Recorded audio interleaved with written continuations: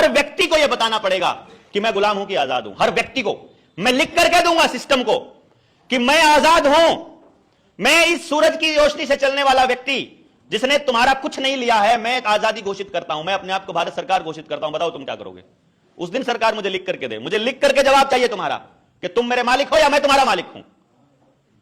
बताना चाहिए ना सरकार को। जब पूरा का पूरा गांव लिख के देगा कि बताओ तुम हमको, हमारा जवाब दो।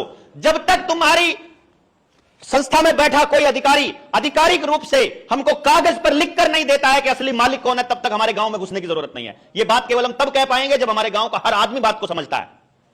पूछ तो लो पहले कि यार ठीक है हम तुम्हारी सारी बात मान लेंगे, पहले लिख करके तो दे दो हमको कि मालिक कौन है और क्यों है। वो कह देगा कि तुम हमसे राशन लेते हो इसलिए मालिक हम हैं, तुम तो भिखारी हो, तो लो अपना राशन पकड़ो, बात खत्म। अब बताओ कि तुम्हारे कागज हमारा बनाया हुआ है कि लो पकड़ो कागज। अब बताओ किस किस आधार पर तुम हमारे ऊपर राज चला सकते हो, यह बताओ।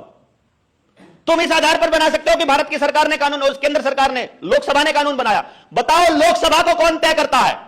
बताओ जरा, लोकसभा को वहां पर बैठकर कानून बनाने की ताकत कौन देता है? ग्राम सभा। लोकसभा को वहां बैठकर, ग्राम सभा कौन है? वोटर, 18 साल से ऊपर का आदमी। उसने आदेश दिया कि जाओ तुम कानून बनाओ, और वो भारत सरकार के अधीन है। जो लोकसभा है, राज्यसभा है, विधानसभा है, किसके अंतर्गत है? भारत सरकार के। भारत सरकार कौन है? ग्राम सभा। हमारे अधीन है वो। हमसे पूछे बिना कानून बना सकती है क्या? असलियत में नहीं बना सकती है। यह बकायदा लोकसभा की कानून बनाने की प्रोसीडिंग के अंदर शामिल है कि मेंबर ऑफ पार्लियामेंट यानी जो सांसद होगा, वो सांसद पहले अपना बिल रखेगा सारे सांसदों के सामने। सारे सांसद उसकी कॉपी लेकर जाएंगे अपने एरिया में। अपने एरिया में जिसके संबंधित वो बिल है, जैसे मान लो किसान का बिल है तो सभी किसान संगठनों को बुलाएंगे। वो आदिवासियों से संबंधित बिल है तो आदिवासियों के सामने लेके जाएंगे। वो व्यापारियों से संबंधित बिल है तो वो व्यापारियों को सामने लेके जाएंगे। वो स्टूडेंट्स को लेकर के कोई बिल है तो वो स्टूडेंट्स के सामने लेकर के जाएंगे। वो लेकर के जाएंगे किनके सामने? जिनसे संबंधित वो कानून है, बिल है, बनाना जा रहे हैं, कानून बनाने जा रहे हैं। अब वो जो संस्था है, उस संबंधित संस्था है, वो बताएगी। जैसे मान लो किसान से संबंधित बिल था या आदिवासी से संबंधित था, आदिवासियों के जितने संगठन है सबको वो देगा एक एक कॉपी कि देखो अब ये कानून बनने जा रहा है। तो अब आदिवासी क्या करेंगे? वो उसको पढ़ेंगे, वो बोलेंगे इसमें तो ये गड़बड़ है, इसमें तो ये गड़बड़ है, इसको ठीक करो, इसको ठीक करो। तो आदिवासी अपनी रिकमेंडेशन देंगे उनको कि ये गड़बड़ है, इसको ठीक करके बोलो। तो सारी जगह से सारे आदिवासी, और अगर वो किसान से संबंधित आ जाए तो सारे भारत से सारे किसान, वो अपनी रिकमेंडेशन भेजेंगे वापस उसके पास, पार्लियामेंट के मेंबर सांसद के पास। वो सांसद फिर उसको सारी को जमा कराएगा संसद में। फिर संसद में वो सारे के सारे एक लाइन में लगेगा। जब वो सारा का सारा एक लाइन में लगेगा तो वो सारी समस्याएं एक साथ में डिस्कस होंगी। तो फिर नया उस बिल के अंदर फिर अमेंडमेंट होगा। समझ गए?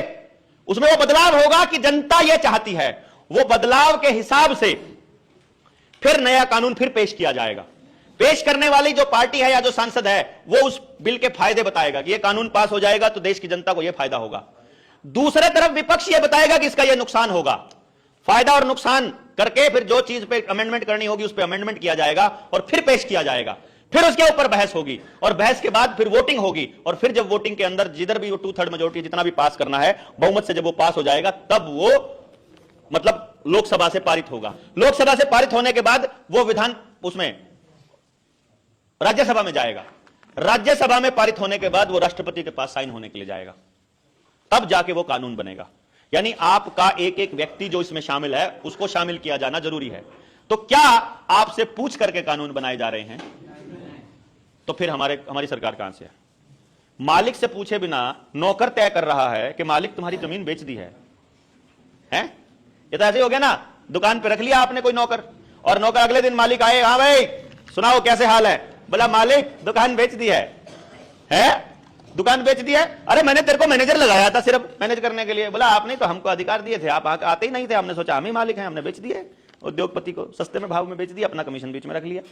मालिक फिरता फिर पीछे पीछे चक्री काटता हुआ, आपकी जमीन को ऐसे ही तो बेच रहे हैं ना वो। लो जी अधिग्रहण हो गया, विस्थापन करो, निकलो यहां से।